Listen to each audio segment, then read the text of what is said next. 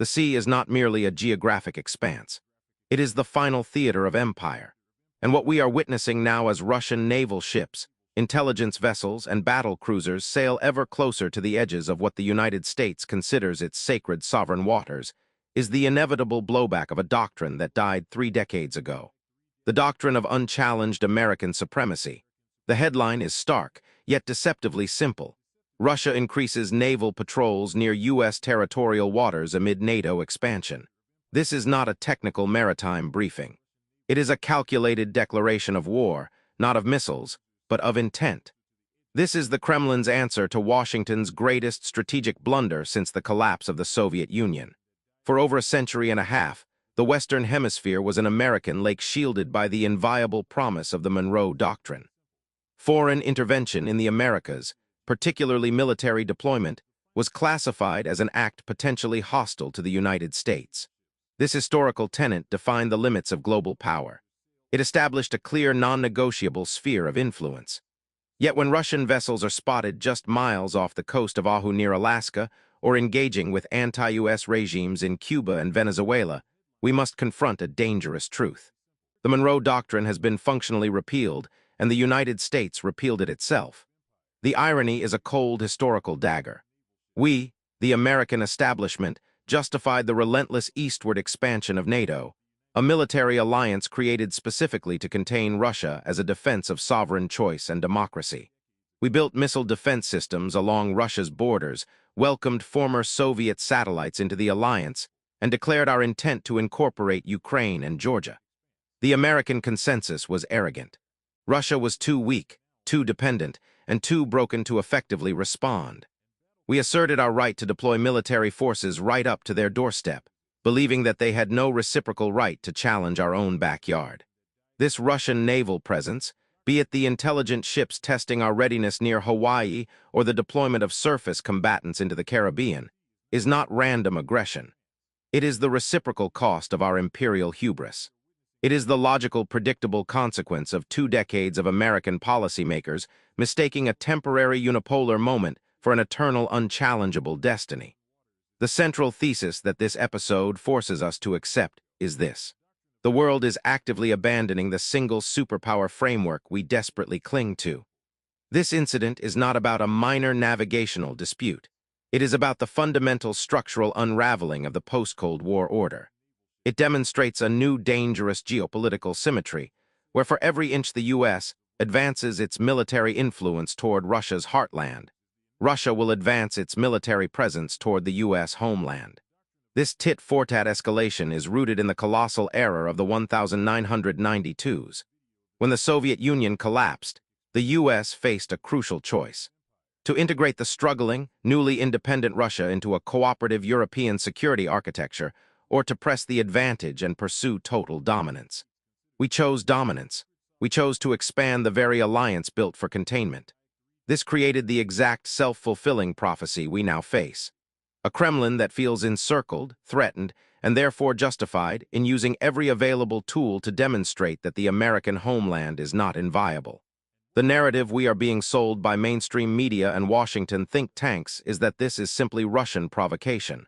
That narrative is a deliberate obfuscation of history. This is not provocation. This is blowback. The patrol routes off Florida and Alaska are Moscow's tactical reminder that the rules of the post-199-91 world, the rules of total American impunity, no longer apply. They are forcing the United States to confront the moral and strategic bankruptcy of its foundational foreign policy principle. The notion that it can act without consequences in every corner of the globe, yet demand strict adherence to historical dictates like the Monroe Doctrine within its own sphere of influence. The world is watching, and the message being broadcast is clear. The twilight of the American empire is upon us, and its sunset is being accelerated by the very naval activity it once promised to forever contain. The question is not whether the Russian ship violated international law. It almost certainly did not, operating just outside the 1-2 nautical mile territorial limit.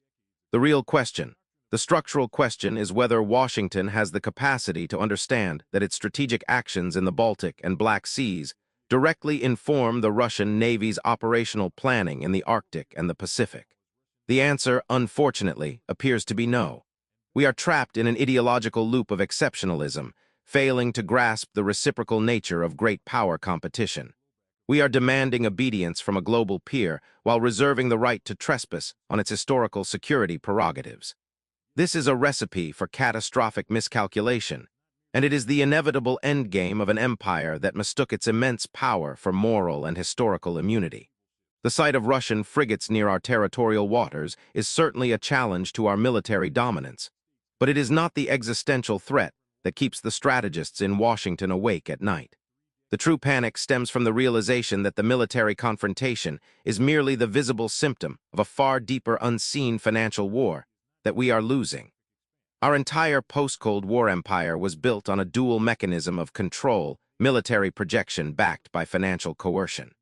Now the nations we seek to contain, Russia, China, Iran, Venezuela, are finding the weak points in that mechanism and more alarmingly successfully building alternatives. We must understand the dual nature of the tools being tested by these naval patrols. First is the dollar supremacy, our ultimate weapon. The fact that the US dollar is the world's primary reserve currency and the mandatory unit for global commodities, especially oil, allows us to run staggering deficits and crucially gives us a financial chokehold over every sovereign economy. Second is the sanctions regime and control over the SWIFT payment system. This ability to instantly freeze the assets of entire nations, deny them access to global markets, and cut them off from dollar transactions has been our equivalent of a strategic bombing campaign, a clean, quiet tool of regime change. But this system is failing. The current Russian naval maneuver is a calculated response to the failure of our maximum pressure campaign against Moscow. Our calculation was cold and precise. Severe sanctions imposed after the 2022 invasion would trigger an economic collapse, forcing Russia's military withdrawal or internal regime change. We targeted their banks, froze their reserves, and severed their economic links with the West. The result was not the anticipated collapse. Instead, Russia demonstrated an unexpected degree of economic resilience and strategic agility, revealing the brittle nature of our financial architecture. Their success in circumvention has proven contagious. Russia pivoted its enormous energy exports, the lifeblood of the global economy, away from the West toward non-aligned partners, primarily China and India. Critically, they began demanding payment for a substantial amount of their trade in rubles, yuan, or local currencies, effectively delinking key commodity sales from the US dollar. This wasn't merely a tactical shift. It was a fundamental strategic challenge to the dollar's transactional mandate.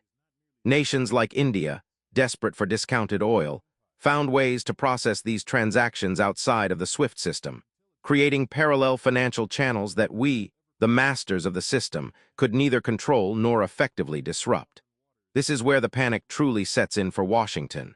The naval presence is irritating, but the breakdown of dollar supremacy is an existential threat to the empire. The very foundation of our global leverage rests on the illusion that there is no alternative to our financial system. The resilience shown by Russia combined with the strategic survival of sanctioned regimes like Iran and Venezuela, who continue to export oil to China for yuan, and local currency agreements shatters that illusion. Every successful act of circumvention is a fissure in the wall of American economic power. The institutional answer to our mechanism of coercion is the rise of the BRICS bloc, now expanded to include formidable oil producers and regional economic giants like Saudi Arabia, Iran, the UAE, Egypt, and Ethiopia. The BRICS project is quietly working to build a financial ecosystem that operates entirely independent of Western dictate. They are discussing creating a common trade currency, developing rival payment systems, and vastly expanding trade conducted in local currencies. This isn't a conspiracy theory. It's the logical defensive response of sovereign nations tired of living under the perpetual threat of asset seizure and financial isolation. When a nation sees our financial system as a weapon of war rather than a platform for cooperation, it will naturally seek an alternative. The success of these circumvention strategies demonstrates a profound failure of American statecraft. Our policymakers, trapped in the triumphalism of the early 92s, assumed that our financial dominance was a given, an immutable law of physics. They never anticipated that repeated cynical weaponization of the dollar, would compel even our allies and trading partners to explore alternatives simply for the sake of sovereign security. Now, when our naval patrols near Russia, Moscow responds not just with military patrols near our coast, but with continued successful de-dollarization efforts. The reciprocal challenge is clear. You challenge our military security on our border. We challenge your financial security on your shores. The naval presence, therefore, is a demonstration of confidence. Confidence born of the realization that the primary tool of American coercion is breaking. The panic spreading through the corridors of power in Washington is the cold realization that the empire's most reliable, quiet weapon is losing its effectiveness. The narrative of inevitable collapse for sanctioned regimes is a lie sustained only by the Western media apparatus. The truth is that nations are finding pathways to survive, trade, and even thrive outside of our control. This successful circumvention signals the end of American unilateral financial dictation and accelerates the world's inexorable shift towards a multipolar financial reality. The military confrontation we see is merely the desperate echo of an empire losing the most critical battle, the battle for the dollar's destiny. The military patrols and the financial maneuvers we have discussed are cold, technical acts of geopolitics. But behind every naval confrontation and every sanctions regime lies a profound moral failure. A failure that has driven the global South into the arms of our rivals. This is the moral trap of American exceptionalism and is the most potent weapon wielded against us by Moscow and Beijing. They do not challenge our missiles, they challenge our narrative. And history provides them with ample ammunition. The U.S. foreign policy establishment has consistently marketed its imperial acts under the guise of democracy, promotion, and human rights. Yet beneath this noble veneer, the world sees a clear cynical pattern. The strategic necessity of resource extraction, market access, or regime loyalty always outweighs the professed principle. When a nation like Russia conducts naval exercises in the Caribbean, we immediately denounce it as authoritarian aggression. But when we impose sanctions designed to collapse the currency and starve the population of Venezuela to force a change in their oil policy, we call it humanitarian pressure. This is the hypocrisy that has exhausted the world and eroded our moral authority to the point where even a minor naval maneuver is viewed as legitimate defense against historical aggression. The world no longer buys the narrative of benevolent hegemony because they have suffered the catastrophic consequences of our good intentions. We must acknowledge the empirical evidence of our systemic failure to create stability through force. The moral question is not whether a leader like Maduro is a dictator. The moral question is whether our military intervention or economic coercion would actually make life better for the people we claim to defend. The record overwhelmingly screams, no. Consider the disastrous legacy of our interventions, which serve as perpetual warning signs for any nation contemplating obedience to Washington's dictates. We invaded on the false pretext of weapons of mass destruction, promising democracy and stability. The result was the total fragmentation of a functioning state, a prolonged sectarian civil war that cost trillions, and the vacuum that directly spawned the barbaric rise of ISIS. We left behind not a beacon of freedom, but a regional destabilizer, proving that American military intervention guarantees chaos.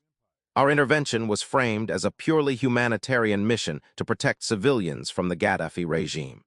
We achieved regime change, but the nation collapsed into a perpetual state of civil war, proxy conflict, and fragmentation. The ultimate moral consequence, open slave markets emerged on the African coast, a direct result of the power vacuum our intervention created. We broke a country and walked away, proving that our moral commitment extends only as far as our immediate strategic objective. Our persistent pursuit of regime change, funding and arming various proxy groups, transformed a political uprising into a decadal-long, complex civil war. The outcome is the death of 500,000 people, the greatest refugee crisis of the century, and a nation that is now permanently beholden to the interests of Russia and Iran. Our actions prolonged the suffering in the name of political ideals we were never truly committed to securing. After 20 years of nation building, spending trillions and losing countless lives, the entire effort collapsed in a matter of weeks, leaving the same fundamentalist government we aimed to destroy in charge. The sheer hubris of believing we could impose democracy and national identity at the barrel of a gun resulted in a historic humiliation and a profound waste of global resources. In every case, the script was the same. Promise democracy, deliver chaos, and then blame the resulting fragmentation on local forces. The world sees this pattern. They understand that humanitarian intervention is too often the preamble to resource extraction and state collapse. This history is the backdrop against which our current naval patrols in the Baltic are viewed, and it is the context that validates Russia's reciprocal patrols in the Caribbean. The cynicism is well-earned. When a small nation resists our economic dictates, be it Cuba, Venezuela, or Iran, we apply maximum pressure, freezing assets and starving the national economy. This suffering, which falls disproportionately on children, the sick, and the poor, is not collateral damage. It is the precise objective. It is designed to generate such misery that the population overthrows the government we dislike.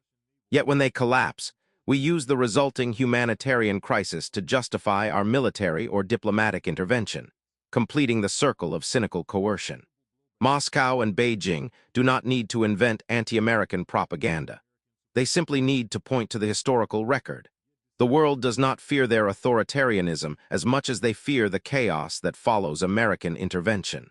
This is why the naval patrols near our borders are a symbolic victory for Russia. They signal that the cost of American moral blindness is the erosion of its own security.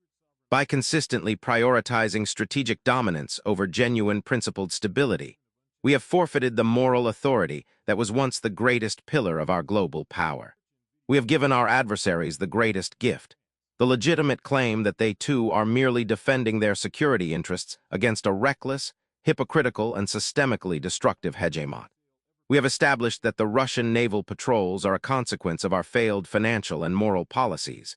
But the confrontation does not end at the water's edge. This localized naval maneuver immediately triggers a global reckoning, forcing every major power to assess the stability of the international system and calculate the cost of escalation. This moment is not just about American security. It is about the reciprocal and asymmetric warfare being waged by nations determined to survive the twilight of our empire. The core of this new warfare is not fought with aircraft carriers, but with financial protocols and diplomatic coalitions. Resistance to the U.S. is not about achieving military parity. It is about achieving asymmetric deterrence, raising the political, economic, and diplomatic cost of U.S. coercion, so high that military action becomes unthinkable. The Russian patrols are the signaling mechanism, but the strategic countermeasures are far more sophisticated. Consider the calculated response matrix of the other major poles. China views this confrontation through a clear, pragmatic lens, an opportunity to accelerate the weakening of the U.S. financial system. If Washington chooses to escalate, say, by imposing sanctions directly on Russian naval assets or increasing surveillance to an aggressive level, China's response would be devastatingly asymmetric, hitting the American domestic economy directly. China is one of the largest foreign holders of U.S. debt.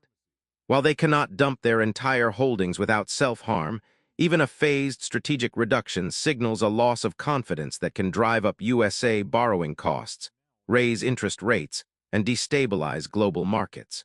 This is financial escalation by proxy. Beijing controls critical nodes in the global supply chain, most notably in the processing and refinement of rare earth minerals, essential components for U.S. defense technology, electric vehicles, and high-tech manufacturing.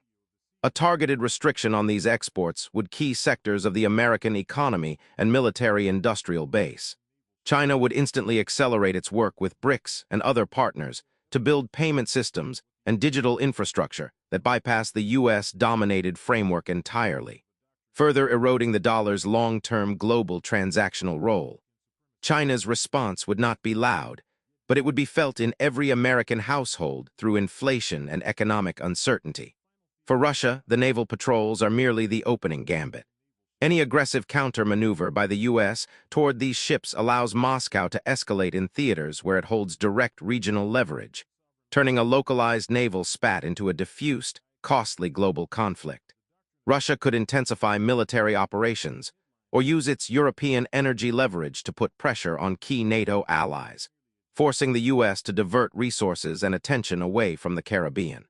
Russia's extensive cyber capabilities could target critical U.S. infrastructure, financial networks, or intelligence operations, imposing an immediate, painful cost without direct military engagement. Moscow maintains partnerships across Africa and the Middle East. It could activate proxy forces or increase arms shipments to regions hostile to U.S. interests, creating new crises to stretch American resources thin. The naval maneuver forces the U.S. into a dangerous calculation. Any attempt to reassert dominance in the Caribbean will be met with a punishing and complex reciprocal action elsewhere in the world, proving that American power is no longer unchallenged, but is constantly countered. Perhaps the most damaging asymmetric response comes not from the great powers, but from the global South, the nations of Africa, Asia, and Latin America who have suffered under decades of U.S. coercion. They are watching this naval confrontation and immediately mobilized to assert strategic autonomy. Nations in regional blocs like SCALC, Community of Latin American and States, or the African Union would issue diplomatic statements condemning any unilateral U.S. escalation regardless of their internal views on Russia. They do this not out of love for Moscow, but out of a shared desire to reject the Monroe Doctrine and the principle of American regional dictatorship, principle over alliance. The Global South frames the confrontation as a test of international law and sovereignty. They argue that if the U.S. can deploy forces to Russia's borders, Russia is sovereign to deploy forces to its allies' ports. This diplomatic framing strips the U.S. of its moral standing at the UN and other international bodies, raising the political cost of any intervention. The geopolitical tension is not abstract. It translates directly into domestic instability. The risk of reciprocal economic blowback and supply chain disruption is a direct threat to the American public manifested through rising inflation, increased commodity prices, and diminished national security. The failure to adapt to this reality of asymmetric multipolar resistance means that every attempt we make to maintain control through force will only hasten the decline of our own economic stability and global legitimacy. We are not just confronting Russian ships. We are confronting the collective strategic response of a world that is tired of being commanded. We have traced the genesis of this naval confrontation not to the impulse of a single Russian commander, but to the systemic failure of an empire to adapt. We have seen how the policies of relentless dominance, NATO expansion, financial coercion, and regime change operations have yielded not security, but a complex reciprocal military challenge at our own doorstep. The story of the Russian patrols is the story of predictable historical blowback.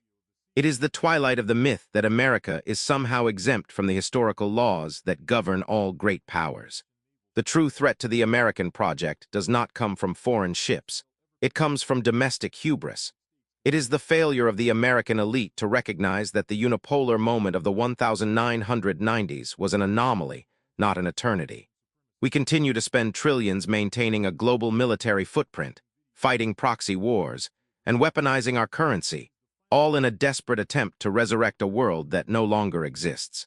This devotion to the myth of exceptionalism, the belief that our power is uniquely righteous and immune to consequence, is the fatal flaw accelerating our decline. This naval standoff in the international waters is not the beginning of the end, but the inescapable reckoning for a system that prioritizes strategic control over moral credibility. The confrontation forces a final stark choice upon Washington. We can choose escalation. We can deploy more ships, impose harsher sanctions, and engage in more aggressive naval maneuvers. This path would satisfy the immediate political urge for strength. But it guarantees reciprocal escalation by Russia, deeper financial blowback from China, and the final irreparable loss of all diplomatic legitimacy in the global South. This choice is a commitment to accelerate the chaotic, violent end of the imperial era.